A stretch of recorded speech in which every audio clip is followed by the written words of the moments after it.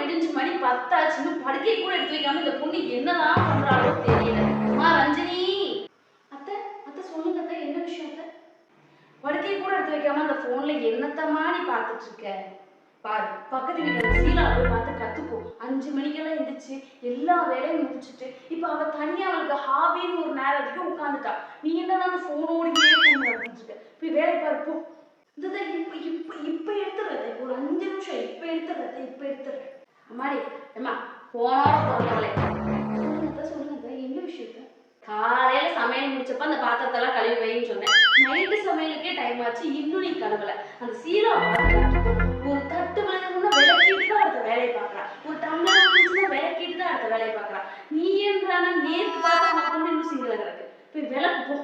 இப்போ ஒரு 5 நிமிஷம் கொடுங்க. 5 நிமிஷத்துல சிங்க ஃபுல்லா காலி பண்ணி வச்சிருவேன். ஒரு 5 நிமிஷம் இப்ப முடிச்சிடுறேன். அம்மாடி நைட்டு 10 மணி ஆச்சுமா, இன்னுமா என்ன சமைக்கிறதுன்னு பார்த்துட்டு இருக்க? ஒண்ணும் வேணாம், நைட் பாக்கெட் வாங்கிட்டு வந்து கிண்டு அரை வயிறுனாலும் நிம்மதியா சாப்பிட்டு நான் தூங்குறேன். சீலா 8 மணிக்கெல்லாம் சாப்பாடு போட்டு உங்க வீட்டுல எல்லாரும் தூங்க வச்சுட்டு மிச்சம் பாத்திரத்தெல்லாம் கழுவி வச்சுட்டு அவளும் தூங்க போயிட்டேன். இன்னும் ஒண்ணும் பண்ணல. உனக்கு டைம் கிடைக்கிறப்ப சீலாவை பார்த்து என்ன பண்ணலாம் எப்படி பண்ணலாம்னு கத்துக்கோமா நீ.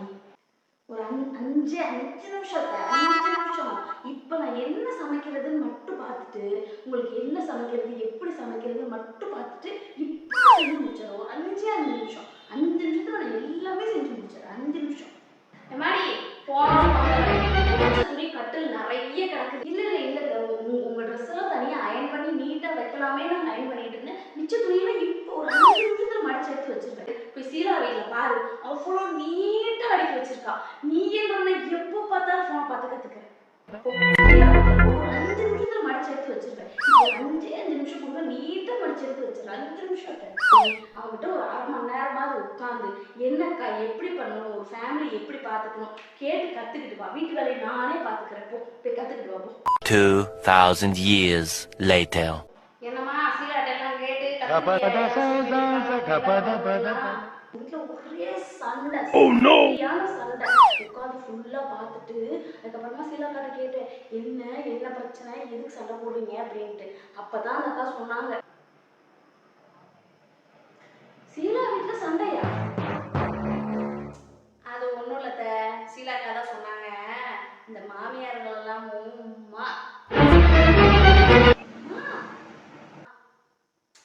இல்ல பயப்படாதீங்க, மந்திரியா நம்ம கேட்டு ஆடுறதுக்கு. உங்க வீட்டுல இருக்கிறது இங்க வந்து உட்காந்து என்னை எப்படி எல்லாம் கொடுமைப்படுத்தலாம்னு இங்க இருக்கிறது மைண்ட்ல இருக்கோ, அதை ஃபுல்லா உங்க வீட்டுல இருக்கிறது ஏத்தி விட்டுரும். அதை கேட்டு வந்து அங்க ஆடிட்டு இருக்குது, எல்லா இடத்துலயும் ஒரே மாதிரிதான் நடக்குது அப்படின்னு சொன்னாங்க.